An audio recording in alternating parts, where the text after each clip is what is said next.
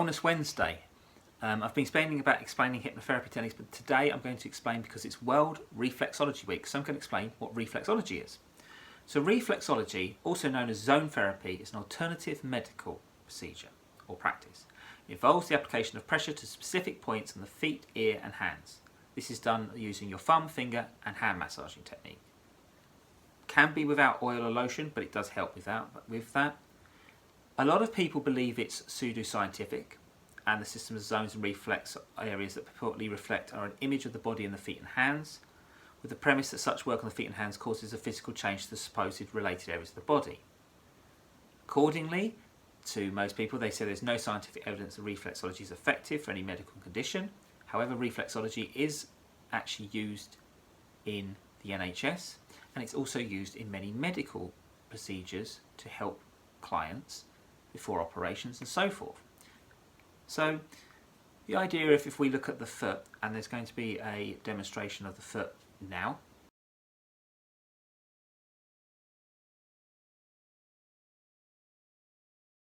The 2 feet we look at usually is we look at the right foot being the physical side of the body and the left foot usually being the emotional. And every part of the body is interlinked, and the reason we call it zone therapy is because it's cut into different zones. Now what's interesting is that they say, there's many people who've been at history, that they say it's linked to India, which is very much prominent, China and Egypt. So it's interesting that as much as people say there's no scientific proof, it's interesting that it's been used in all them cultures. Now India, with the Vedic culture, has a lot of healing modalities. We're going to talk about prana healing in another few weeks. We're also going to talk about the idea of chakra healing and also Ayurvedic medicine. In China, because again China has, from the Buddhist movement which came from India, then also Chinese has the Chinese medicine industry. And reflexology using the meridian zones is also linked to acupuncture. So again, and that has helped people. In Egypt there is very many things of hieroglyphics where you see people massaging people's feet.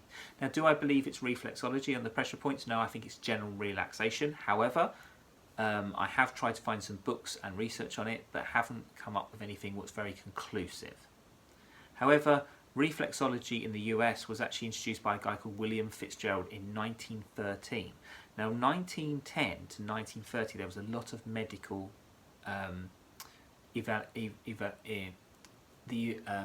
evolving of that. People found out about curing cancer and so forth. I mean, that's just one of the extremes, but that's now banned in the States. However, all these ideas was using these ideas to help with people. And the zone therapy is also linked to, they say another idea is linked to the Native Americans. Again, there is some proof of that, more than there is in Egypt, but most people don't disclose this. So the idea is, when it then comes into reflexology, the idea of ki or life force is also linked to the Chinese medicine. So in the UK there is the Complementary and Natural Healthcare Council. So reflexology, once you get registered with that, shows that you have, it works within standards. Reflexology is the most used alternative therapies in Denmark of all places. Very much used a lot. And it also goes down to the idea of acupressure, foot massage and shiatsu, and all these are kind of interlinked with that.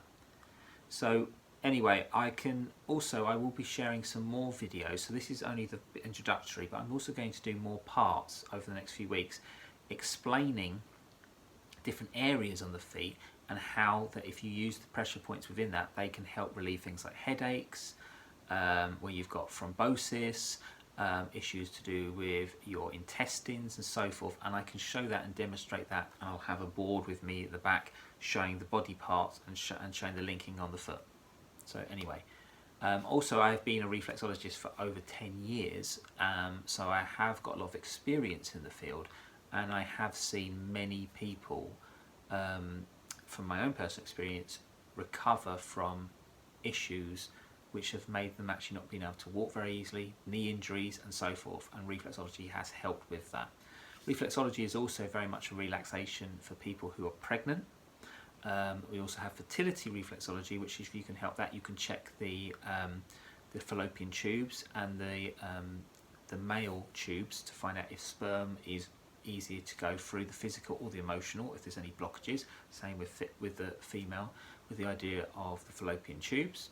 So reflexology for me has worked, I've seen work for clients.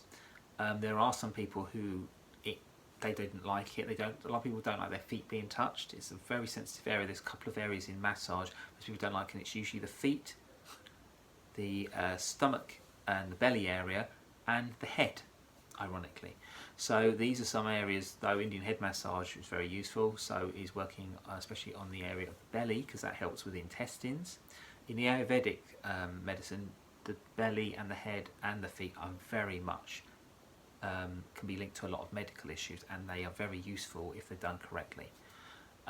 So again, that's about reflexology, and I will be talking about the body parts in the next few weeks and how you can help relieve it.